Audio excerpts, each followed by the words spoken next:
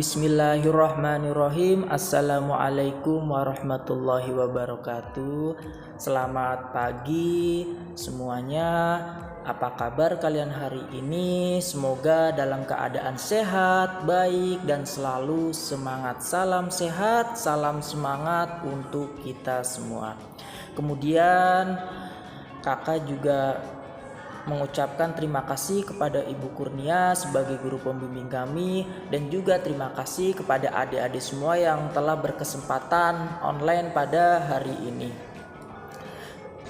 Selanjutnya, di situasi yang masih pandemi ini, kakak menghimbau kepada adik-adik semua selalu tetap mematuhi protokol kesehatan sesuai anjuran pemerintah dengan cara menerapkan 3M. Yang pertama memakai masker, yang kedua mencuci tangan dengan sabun, yang ketiga menjaga jarak serta menghindari kerumunan.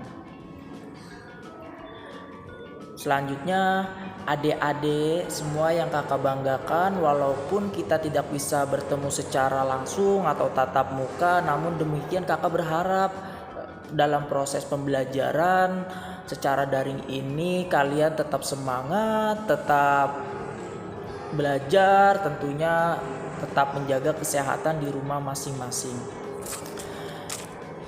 Nah, selanjutnya pada pertemuan kali ini adalah hari pertama kita bertemu. Alangkah baiknya kakak memperkenalkan terlebih dahulu.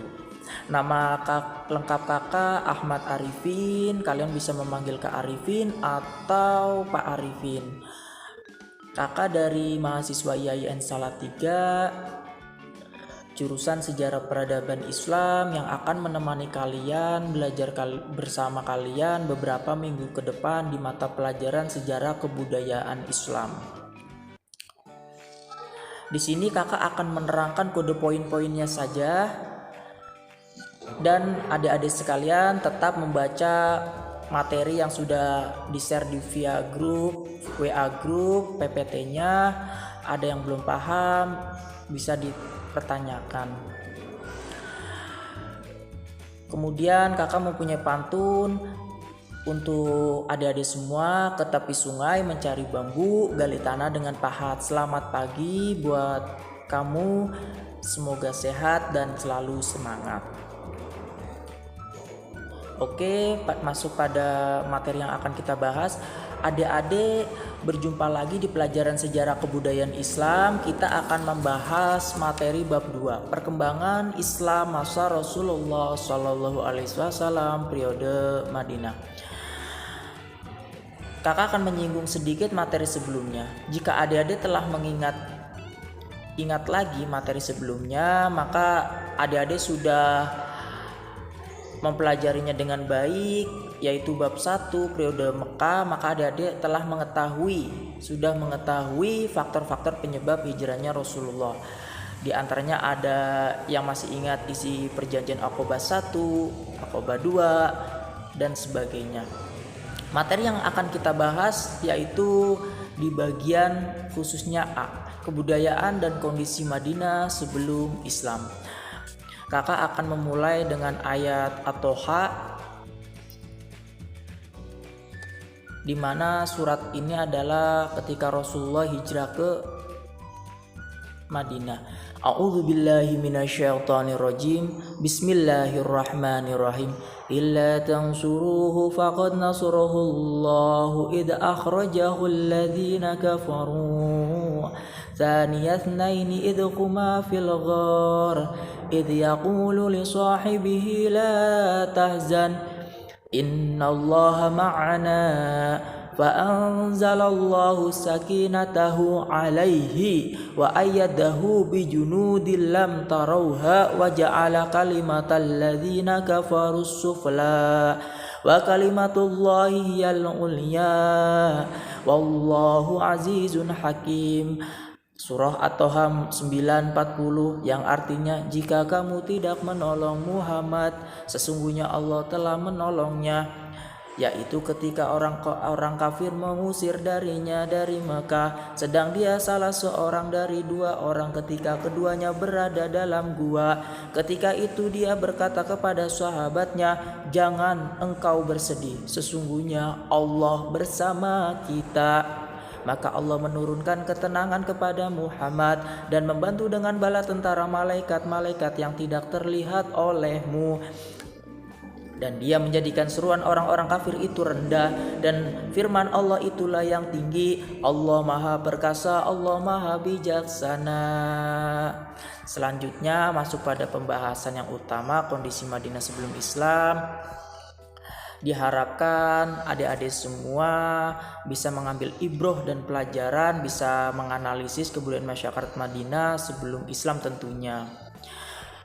Madinah, selanjutnya Madinah pada mulanya bernama Yasrib.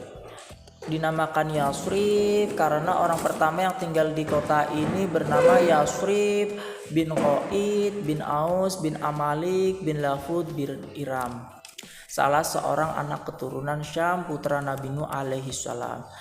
Selanjutnya kota Yasrib ini sudah terbentuk cukup lama, kurang lebih 1600 tahun sebelum Masehi. Kemudian kota Yasrib berjarak sekitar 300 mil sebelah utara kota Mekah. Kota Yasrib ini terkenal dengan kota makmur dan subur. Penghasilan terbesarnya adalah anggur dan kurma, jadi tidak mengherankan jika kurma terbaik di dunia adalah di kota ini. Kota Yasrib dikelilingi oleh gunung berbatu. Di sini banyak lembah atau yang paling dikenal dengan wadi. Selanjutnya pada poin yang paling utama kita akan membahas, dilihat dari mereka terdiri berbagai macam etnis serta memiliki adat istiadat dari masing-masing suku. Masyarakat Yasrib sebelum kedatangan Islam ini dapat dikelompokkan menjadi 3 suku besar yang perlu adik-adik ketahui yang akan kita bahas. Yang pertama adalah suku Aus dan Khazraj. Suku Aus dan Khazraj ini sudah bertikai kurang lebih 120 tahun lebih lamanya. Awal mula nama dari suku ini diambil dari 2 orang saudara kandung. Mereka bertikai disebabkan karena provokasi kaum Yahudi yang iri dengan kemajuan suku Aus dan Khazraj. Akibat provokasi itulah suku Aus dan Khazraj terlibat perang saudara yang begitu hebat dan begitu berkepanjangan. Selanjutnya, poin yang kedua, kaum Yahudi. Kaum Yahudi masih terkenal dengan rasa fanatisme mereka sebagai orang Yahudi dan tidak mau membaur dengan bangsa Arab, walaupun secara bahasa, gaya hidup, pakaian, bahkan nama identik dengan nama-nama Arab. Bahkan mereka juga menikah dengan orang-orang Arab. Kemudian secara ekonomi kaum Yahudi ini menguasai terbesar dari kegiatan perekonomian di Yasrib. Mereka sangat terampil dan mencari sumber penghidupan. Mata pencarian kaum Yahudi menguasai berbagai bisnis, mulai biji-bijian, kurma, dan jual beli kain. Kemudian kalau kita lihat dalam perdagangan, kaum Yahudi ini menerapkan sistem riba. Mereka memberikan pinjaman kepada pemuka dan pemimpin bangsa Arab. Dari uang yang mereka pinjamkan, mereka mengambil lahan serta tanah sebagai jaminan. Kaum Yahudi di Madinah terdiri dari 3 kabilah terkenal. Yang pertama Bani Qainuqa, yang kedua Bani Nazir, dan yang ketiga Bani Quraidah. Bani inilah yang di Yasrib ini yang menyulut api peperangan suku Aus dan Khazraj. Selanjutnya yang ketiga ada kaum musyrik. Perlu adik-adik ketahui, kaum musyrik ini minoritas di kota Yasrib. Mereka memiliki seorang tokoh bernama Abdullah bin Ubay. Jadi ketika Abdullah bin Ubay tidak ada pesaingnya di Yasrib. Ketika mendengar kabar akan datangnya Rasulullah ke Yasrib, Abdullah bin Ubay merasa akan hak-haknya akan dirampas oleh Rasulullah. Sehingga Abdullah bin Ubay menyimpan benih-benih permusuhan dalam dirinya. Perlu adik-adik ketahui sebagaimana Allah telah menguji kaum muslimin di Mekah dengan perilaku orang-orang kafir Quraisy, demikian juga Allah telah menguji kaum muslimin di Yasrib dengan perilaku orang-orang musyrik Yahudi.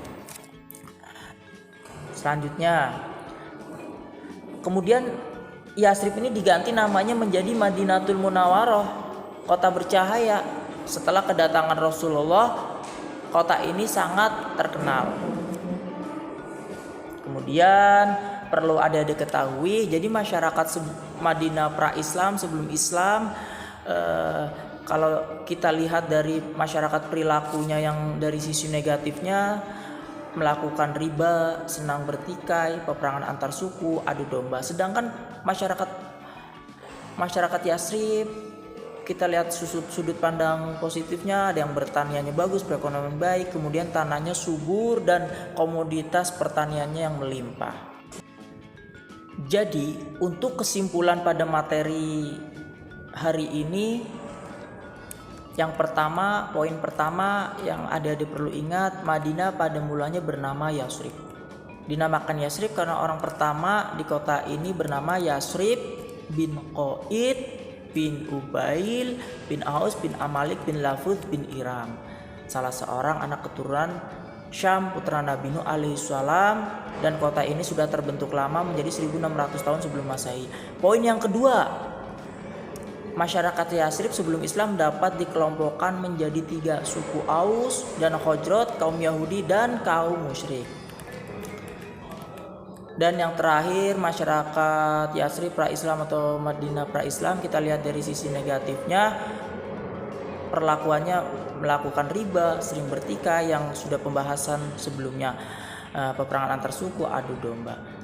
Dan dari sisi positifnya, masyarakat Yasrib bertani, perekonomiannya baik, kemudian tanahnya subur, komoditas pertaniannya melimpah. Jadi untuk materi hari ini seperti itu. Untuk tugasnya adik-adik semua kerjakan isai 1-5 guna memperdalam pemahaman di materi pembelajaran pertemuan hari ini. Ditulis tangan di buku, bisa dijadikan PDF dan dikumpulkan di koordinator ketua kelas masing-masing. Dan yang belum paham, yang ingin ditanyakan, kita bisa lanjutkan via WA group. Kakak tutup dengan bacaan kafaratul majelis.